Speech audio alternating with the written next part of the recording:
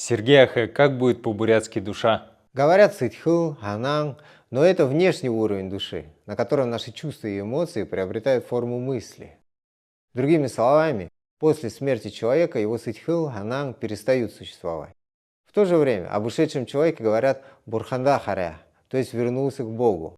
Значит, что-то от человека все-таки остается после его смерти. Что же это? Смерть разрушает сознание и физическое тело человека. Они погибают. По-бурятски рушится, погибать будет гунх, а то, что после этого остается, гунгн. Вот это и есть то, что мы по-русски называем бессмертная душа. Все, что родилось, должно умереть, но гунгн не рождается и не умирает, она вечна.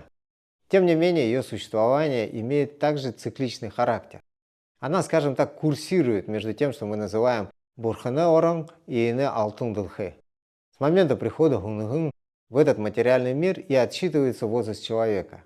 Поэтому буряты считают себя на год старше, чем это указано в их официальных документах, поскольку именно гунгн, а не физическое тело, есть первичная суть человека. Хундутунухот, осваивайте богатый, философский, многогранный бурятский язык.